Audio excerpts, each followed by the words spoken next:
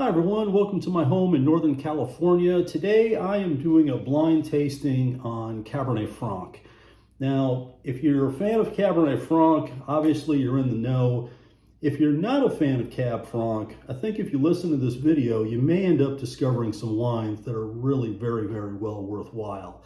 Now, first off, I think a little bit of background information would be beneficial. The benchmark origins of Cab Franc tie back to France, to two regions in styles that are very different from one another. One being from Bordeaux. There in Bordeaux, Cabernet Franc, for the most part, plays a supporting role to some other grape varieties, mostly to Cabernet Sauvignon and Merlot. It's typically blended also maybe with a little bit of Petit Verdot or Malbec. But in the right bank, Cabernet Franc takes much more of a lead role. Sometimes it's the predominant part of a blend, sometimes it's a smaller part of the total blend, but in that right bank, it does play a bigger role. In a completely different style of Cabernet Franc, if you go to the Loire Valley, you're going to find a style that tends to be much lighter, much fresher, shows generally more primary fruit. They're wines that are accessible at a very early age. And if you've spent any time in Paris, for instance, you've gone to any of the bistros there's a good chance that you've come across Cab Franc because they do supply the bistros with a lot of their wine. In recent years, wines like Chinon have made their way into a much more of a broad market. And they're really interesting wines that are a completely different style than what you're going to find in Bordeaux. Now, some of the character of Cabernet Franc, and this is speaking in very broad generalities, comparing it to Cabernet Sauvignon, which is typically where the comparison comes into play. Cabernet Franc generally will have a bit lighter color, usually a higher profile or more perfumed fruit character, a little less tannin, and a little higher acidity. Cabernet Franc has a very long history. It actually predates Cabernet Sauvignon. And in the late 1990s, there was some work done on some DNA fingerprinting to identify the actual origins or parentage of Cabernet Sauvignon. And it was found that Cabernet Franc and Sauvignon Blanc are actually the parent vines for the present day Cabernet Sauvignon. So there is a lot of connection there. Now, before launching into the actual tasting, I do have a bit of a confession to make. For a lot of years, and I'm talking 20 years or so, I was not much of a fan of Cabernet Franc in the general sense. Sure, there are always some amazing examples out there, but in general terms, a lot of the Cabernet Franc years ago was really lean. It had an edginess, and they were not appealing wines to me in the broad sense. That has radically changed over the last several years, and I think it's really attributed to two factors. One is viticultural practices have improved, and the other is the effects of global warming. Those two things in combination have resulted in Cabernet Franc being much more ripe, rich, full, and I think in many cases the wines are far superior than what were out there some years ago. Now, we did talk a bit about Bordeaux and Loire being the benchmark standards for Cabernet Franc, but it extends way beyond that. You'll find Cabernet Franc in a lot of other places in Europe. It shines in Tuscany. It has a strong presence up in the northeast part of Italy. Also, in many of the New World countries, it's playing a much bigger part. In California, you're starting to see more plantings of it, some in Washington State. In a place like New York State, they're producing some very good Cabernet Francs right now. South America has seen an increase in it, somewhat in South Africa, a bit in Australia. But the fact is that Cabernet Franc is expanding its reach, and the styles that are out there today are so much better than what was out there. And I'm hoping that we see some of that in the examples that we're going to be blind tasting here right now. Okay, here's blind tasting bottle number 1.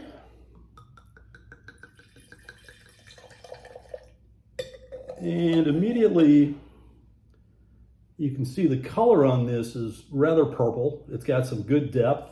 The color extends to the rim of the glass. Really nice aromatics, red fruit, bright, really clean, fresh, very modern style.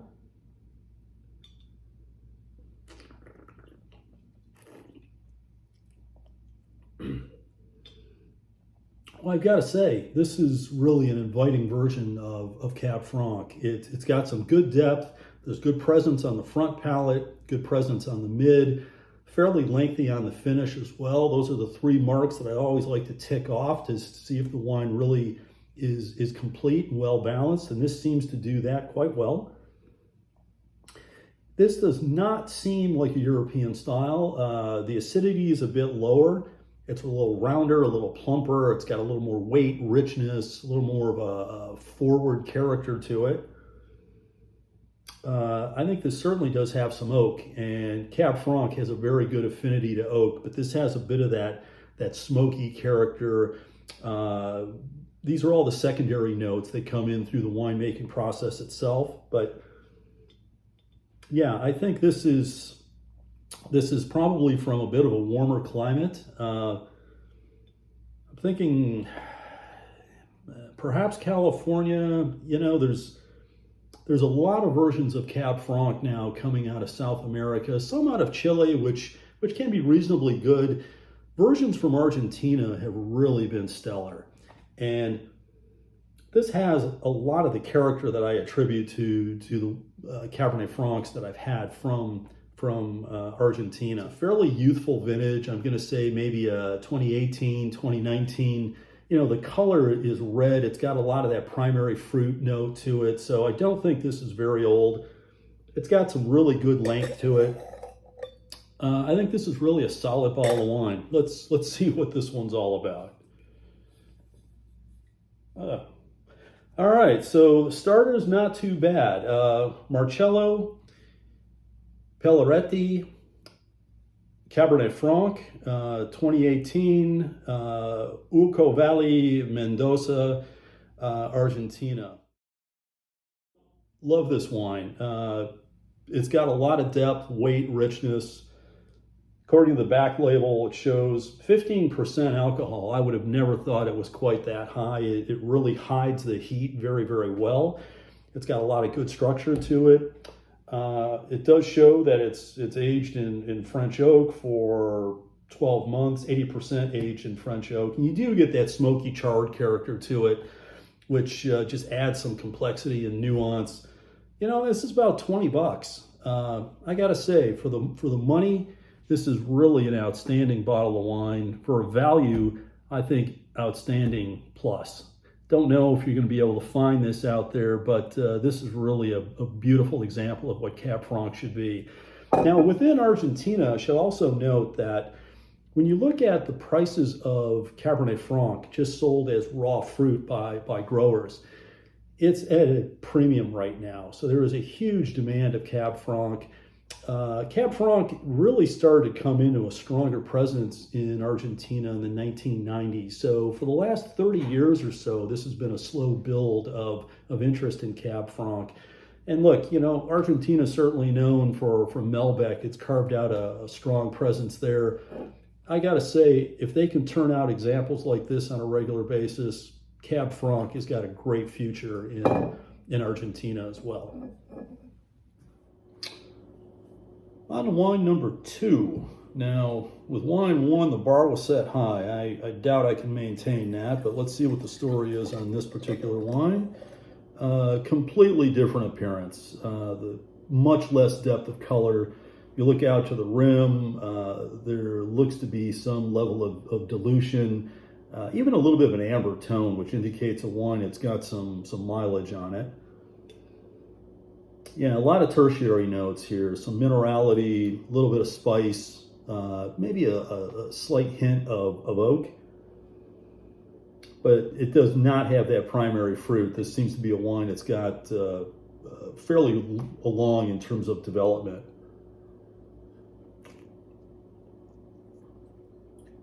Yeah, immediately this wine takes me to Bordeaux.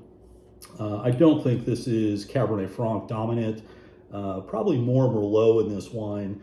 It's rather soft, it's rather direct, simple style, not a lot of length to it. It reminds me a lot of the 2017 Bordeaux that I've been drinking, which is a solid vintage. Not a great year, but a solid one that does not have a lot of longevity to it.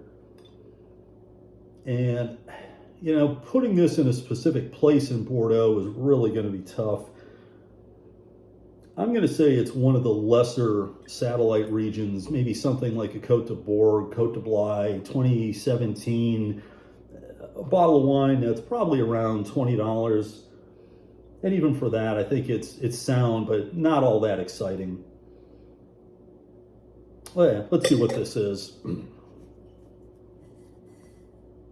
Oh my, okay, it looks like I've undershot by a bit. It's Chateau Rosier, Saint-Emilion, Grand Cru, 2017.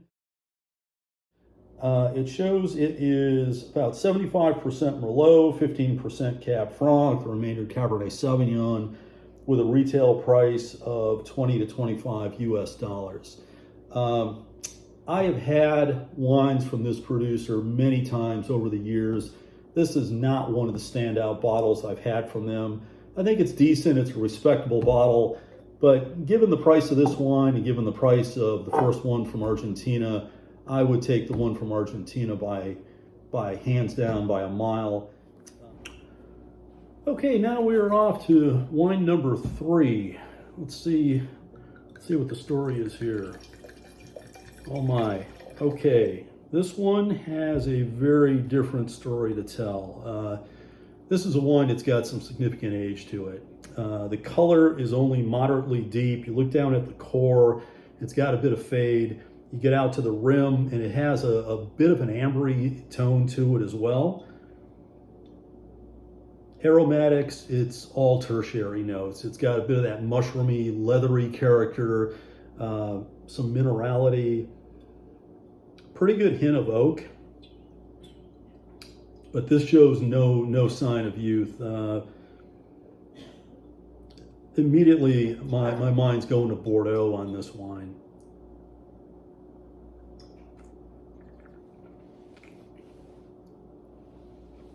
You know, it's still holding together quite well. It's got some good depth, there's some weight, there's good structure to it. Fairly long on the finish. Tannins are quite soft. Oak is definitely high quality oak. It's got that smoky charred character, but it's perfectly integrated into the wine. Yeah, there's some depth, weight, volume to this. I think this wine's got a good 20 years on it. I'm going to say it's probably from the early 2000s. My mind immediately goes to Saint-Emilion. It's got a lot of those telltale signs to it. I think this has a lot of Merlot to it. Cabernet Franc playing a bit more of a supporting role. But this is really, really good. I'm curious to see what this wine is. Yeah, this is quite impressive. Let's see. Chateau La Dominique, Saint-Emilion, Grand Cru, 1998. Well, reasonably close. At least I hit the appellation, and the wine certainly does have mileage to it. I didn't go back quite as far as I should. 98 is one of those really much maligned vintages. It definitely outperformed. The right bank definitely outperformed the left bank in that particular year. This is a wine that, you know, I don't think it's going to get any better. It can probably maintain itself for a number of years yet. It's got that structure to it, but it's certainly a wine to be consumed soon. The note on the back label says it's about 75% Merlot, 15% Cab Franc, the remainder being Cabernet Sauvignon. It shows a price of $80. And look, when you get wines of this age, these are really tough to hit in the blind tastings because, for one, the bottlings could be very inconsistent. You know, if I had, and I think I still do have some of these in my cellar, it wouldn't surprise me if I popped another one another month from now and it has a different profile to it. And it's just one of those things that happens as the wines age. But this is quite interesting, and I think I'm going to be drinking this a bit more later tonight. I'd be curious to see how this develops. Now off to the fourth and final wine. So far this has been going reasonably well. Not exactly batting 100, but not too bad. Again, a radical change from what we had in wine 3. Just the appearance of this, I can tell this wine is really youthful. It's got that red deep core to it, and the color really extends out to the rim of the glass. Oh, beautiful aromatics. You get some of that spicy note, a little bit of a coffee character to it, a little peppery, spicy, red fruit, good hint of oak. This smells fantastic.